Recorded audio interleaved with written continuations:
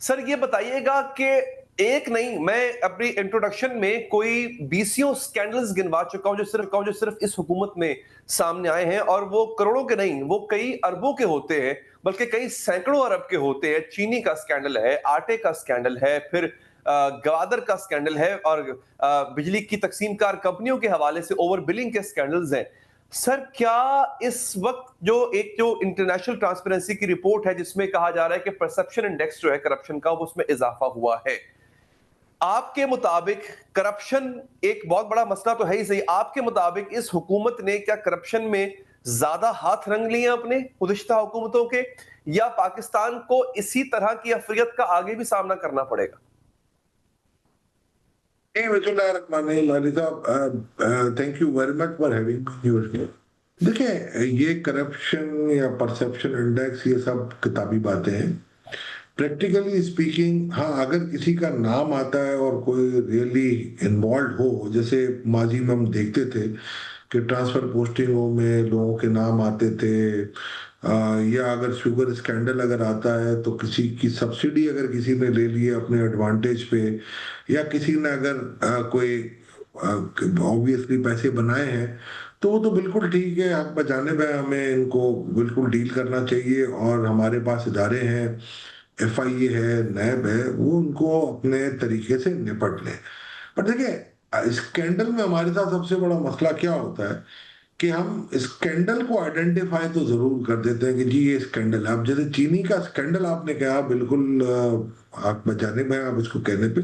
But अगर आप मुझे एक बात बताएं कि जब एक चीज आपके, अगर कोई गारंटी कर रहा है कि भाई कि जी ठीक है, मैं नवंबर में इतना स्टॉक मेरे पास होगा और मैं आपकी चीनी को शॉर्ट नहीं होने दूंगा, और आप मुझे अलाउ करें कि मैं एक्सपोर्ट करूं ताकि मैं कवर कर लूं अपना, जब जब ये मेरी प्लानिंग हो और जब मेरी ग्रोथ, अब जब मैं ग्रोइंग के लिए जाऊं, सीजन स्टार्ट हो मेरा, तो मैं ग्रोवर्स को पेमेंट कर सकूं शुगर केन की।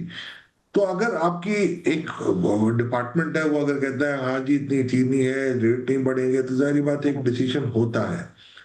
अब जैसे मैं आपको बताता हूँ, इसमें अगर हुआ है तो ये गलत हुआ है, अगर किसी ने भी किया है तो उसको करार वाकई सजा मिलनी चाहिए।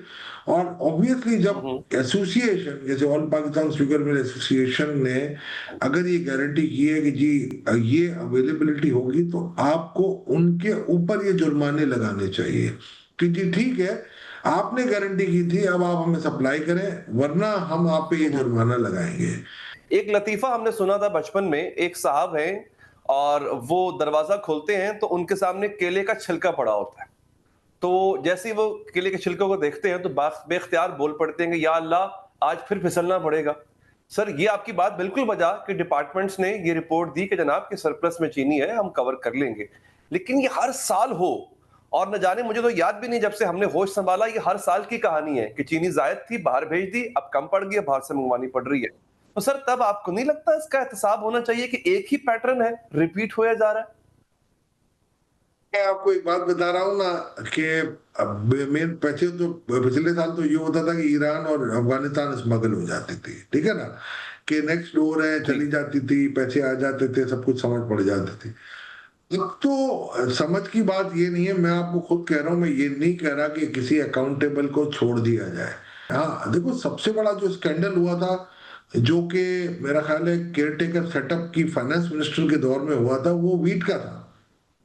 कि भाई वो तो आपने देखा ही नहीं कि जी आपके पास वीट सरप्लस है। एवरीवन न्यू कि 32 मिलियन टन आपका हो गया है, और एवरीवन न्यू कि इंपोर्ट की जरूरत नहीं है, फिर भी उन्होंने इंपोर्ट करके 1.2 बिलियन डॉलर उन्होंने जाया किया, और उसकी वजह से हमारी करेंसी पे इम्पैक्ट भी पड़ा, 600 मिलियन डॉलर हमने एक्स्ट्रा लॉस कर दिया इसके ऊपर। तो आप मुझे बताएं उनका आपने क्या किया। देखिए, अब जब आप अगर पॉलिटिकल गवर्नमेंट को ही सिर्फ मूरत इल्जाम ठहराएंगे और केयर टेकर को आप कहेंगे कि नहीं जी ये तो बल्ले बल्ले था, उसमें भी एक देखे पूरी एक डिपार्टमेंट था, एक ईसीसी थी, उसने ये फैसला किया, वो कहाँ गई ईसीसी? उसको आपने क्यों, आपने आज मुर्द इल्जाम नहीं ठहराया? आप मुझे बताएं, इस किस्म के जो वारदातें होती हैं उसमें अगर कोई, मैं नहीं कहता कि कोई चोर है या कोई साहूकार है, बट ऐसे लोगों को जो अगर नालायक हैं तो उनको बार बार हम क्यों लाते हो? जैसे आपने कहा ना, वो केले का छिलका बाहर पड़ा हुआ था, जब दरवाजा खुला तो कहा रब्बा आज फिर सानू फिसलना पएगा। तो वो ऐसे लोग फिसलने वाले क्यों लाते हैं आप? बिल्कुल सही। तो उसको तो आप आई विश हमारे पास मज़ीद वक़्त होता, लेकिन आई एम रियली ग्रेटफुल कि आपने आज हमके लिए वक़्त निकाला सर, आपका बहुत-बहुत शुक्रिया।